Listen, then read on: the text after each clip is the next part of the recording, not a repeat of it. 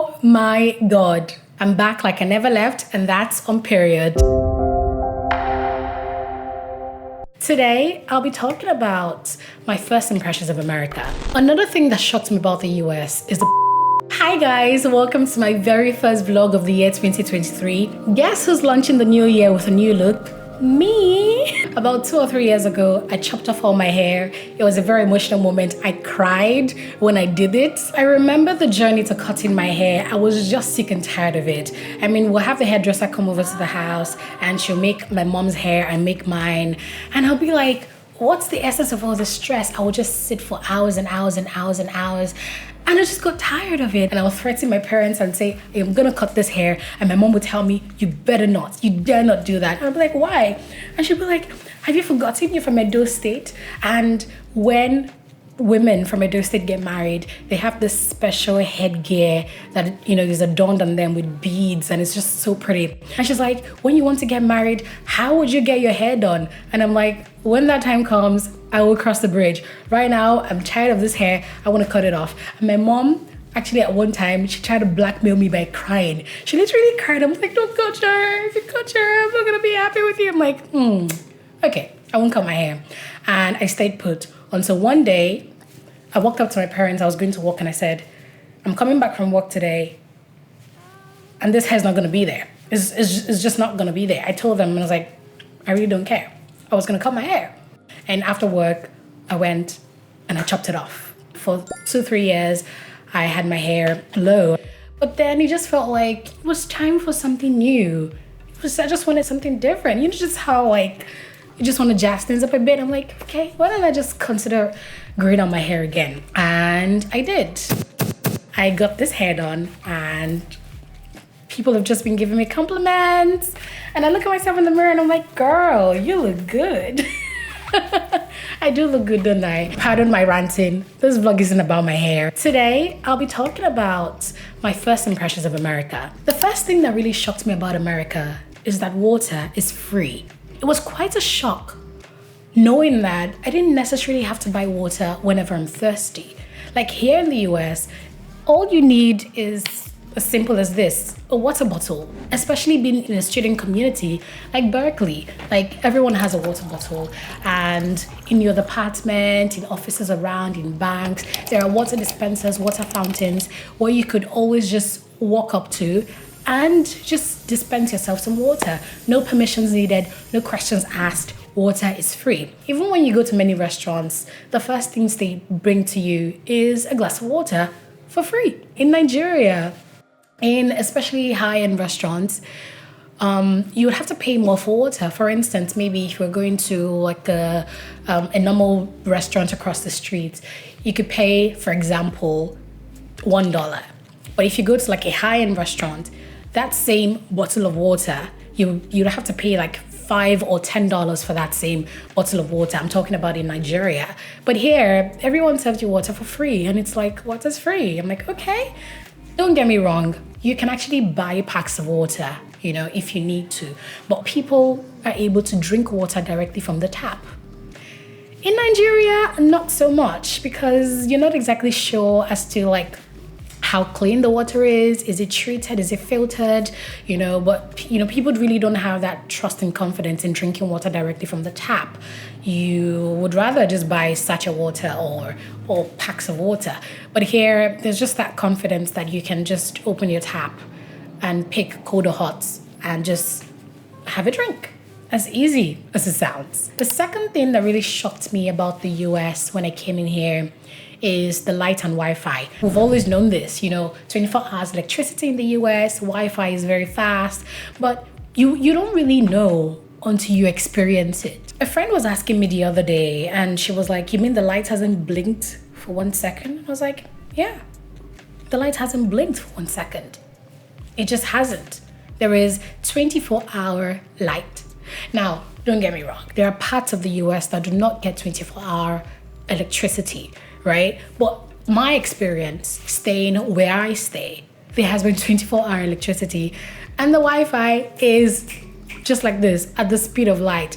Downloads, no worries. Large files, no worries. WeTransfers, no worries. Google Drive upload, no worries. Like, it's just convenient. But in some other parts of the world, oof, data costs, first of all, and then it's gonna take hours, a very long time to get your videos uploaded. So there's just that ease, that convenience of using electricity and Wi-Fi. This particular point shocked me to my bones. Free food in church. There's just free food. Whichever church you go to, Catholic church, Pentecostal church, an African church, most especially. You go there, especially in the student community, and after service, rest assured that they'll be making announcements for snacks and food at the back, just for you. Enjoy. Water, you have it. Spaghetti and meatballs, you have it. Fried rice, you have it. It's nice to know that some church goers contribute money to the hospitality department of some churches to ensure that, you know, this service keeps on running, you know. But it really was a shocker to me. In Nigeria, what we find is you attend church for the first time and you're handed a pack. Sometimes it's a drink and a snack, you know, sometimes food, but it's not a norm for you to get food every Sunday. It's just for first timers only. But all members of a church get served food every Sunday. Every Sunday. Wow. I just love it. Another thing that really shocks me about the US is that drivers literally hit the brakes for you to cross the road. Pedestrians just have the right of way. Again, this doesn't apply in every part of the US. I hear in places like LA and New York, they will run you over, right? But maybe because this is a student community, it's Berkeley, you know, whenever you need to cross, you know, a driver would respectfully hit the brakes, you would cross, and then they would continue and go on their way. It was very shocking to me to see people cross very nonchalantly. They even press their phones, they're looking down, they're walking very casually. And I'm like, are these people not scared they're gonna die? I mean, this was my initial reaction when I came here. I'm like, why are they crossing so casually? I would run. I'm like, no, don't hit me. I was gonna run. I was gonna run across the road. But I'm used to it now. And in fact, the attitude with which I crossed the road, I'm like, don't you see me? And my hair? It's not long enough for you? Do I need to flick it? Look, this car's coming, but immediately I step in, it just stops for me. Look at that. Thank you. Just to illustrate to you that you just step foot into the road and they stop. This one again, he was just about to make a right turn. He spotted me and he stops. And he's going to proceed now to turn. Look at that. Don't try this in Aja or Lekki. or Oshodi. Oh my God. Another thing that shocked me about the US is the public transport system. Now, there's a lot of sub-points under this point because, number one, you use your Google Maps for everything. I mean, the maps tell you when the bus comes, where it stops, what time it stops. You can literally plan your whole day based on the maps and the bus schedules. It is so accurate. Now, if the bus is going to delay by a minute, it'll let you know. Like, there's that literal peace of mind. You don't need to come out to the bus stop and say, oh, I mean, I'm talking about like in other countries like Nigeria and, you know, have to wait for hours or minutes for the bus to come. And things like that. You know, the buses are on schedule. And if the bus is going to be late, you will know. If the bus route is going to be closed for a certain period of time, you'll be aware well in advance. You know, so that's one good thing that shocked me. Another thing is that people literally thank the driver when alighting from a bus. Like, you're alighting from a bus and you're like, oh, thank you. And the other person goes, thank you. And the other person says, thank you. And the driver says, oh, have a great day. Have a great day. Have a great day. I'm like, wow. The courtesy. Thank you. Thank you.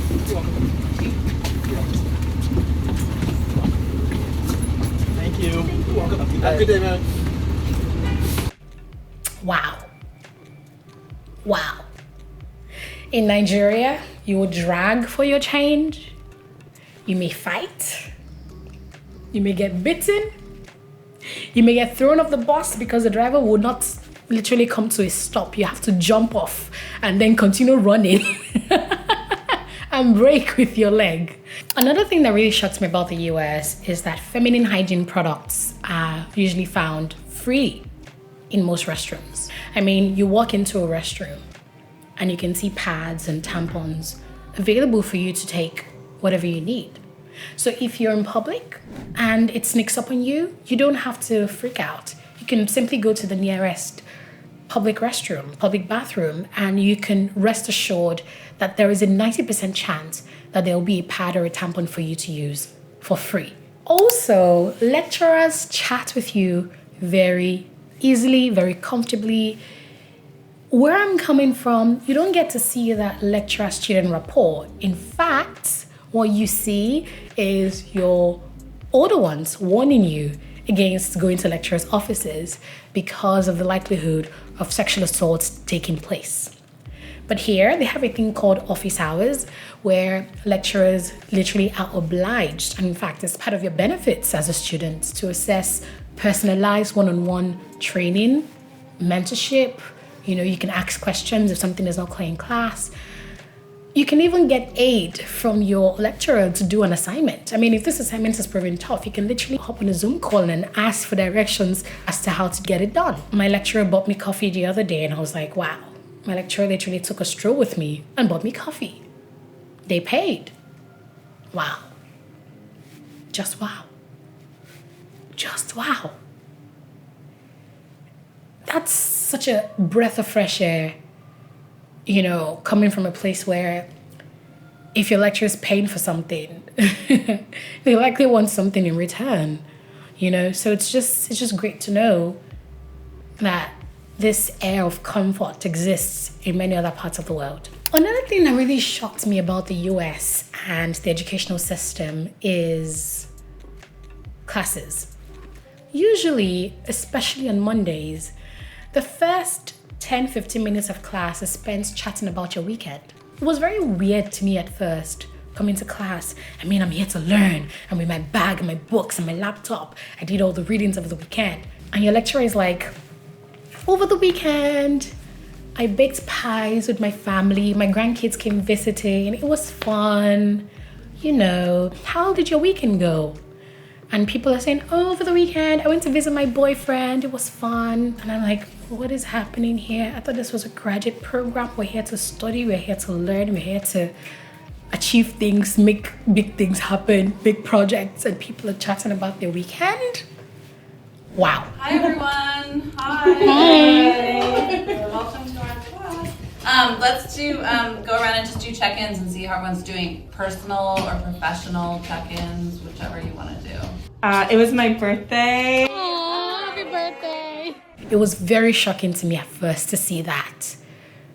I guess it's good. It's like an icebreaker. You know, people are able to relax and converse and just have an air of, you know, just things are just calm, and then you can assimilate better, you know?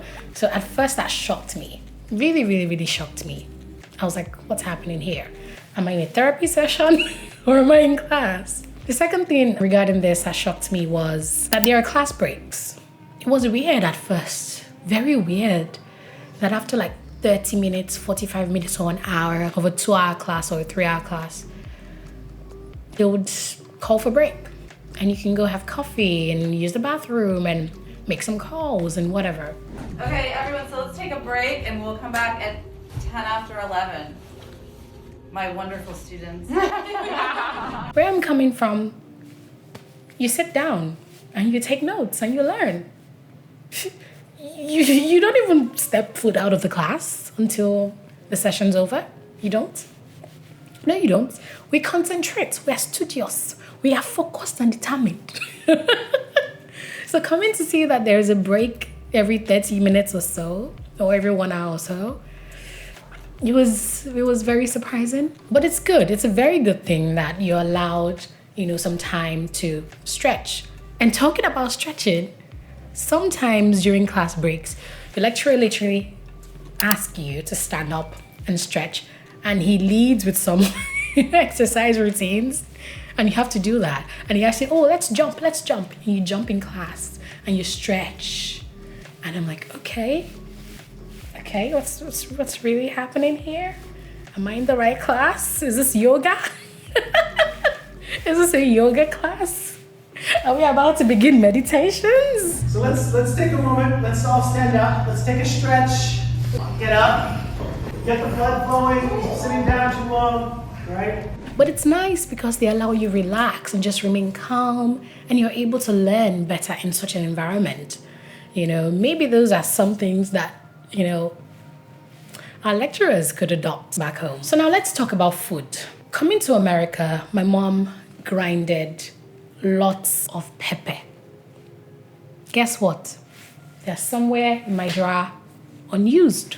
It's good to know that I adapted very fast and very easily to the American culture of no spicy food. But at first, it was like, where is the spice? Where is the pepper? I can't feel anything. I want to throw up. I'm nauseous. And it was also very shocking to me to see that the thing called stew doesn't exactly exist for white rice. So for instance, you go to dining and then there's white rice and you look around and you're like, where's the stew? It doesn't exist. I don't know how it came to be, but it's just our culture that we have white rice accompanied with stew and lots of protein, But that's how it is here. And notice that their menus are unique in this sense, right? In Nigeria, you go to a restaurant and you see the menu and it simply says jollof rice, plantain, and chicken. That's the menu. And you order for that. But here, you won't see anything like jollof rice and chicken and plantain. No. Their menus here are very elaborate.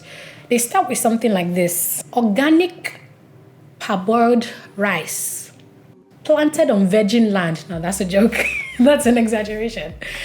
Planted on virgin land, sauteed in onions, garlic, ginger, and a dash of paprika, with a side of vegetables consisting of carrots, cucumbers, lettuce, Brussels sprouts, cabbage. And I'm like, why are you spelling it out? In Nigeria, it is assumed that you make your jollof rice with oil and pepper and seasoning and salt. It's implied, but they do spell it out. And I'm guessing maybe that's because they want people to have the opportunity to look at the ingredients list and beg to have one or two items excluded, especially for people who have allergies. Also, there are vegan options for everything. Here, food options exist. They're respected. If you go to a public gathering, there's usually meat and vegan options. So if you're vegan, you can go ahead and have the vegan option. If you're not, you can go ahead and have the meat. So it's good to see that, there's that culture where people's choices are respected and embraced. I guess that's all for today. I'll be wrapping it at this point and continuing at a later time, updating my list and sharing with you all the unique, fun, and beautiful things I have found about America. Thank you very much for watching, and I'll see you on the next one. Bye-bye.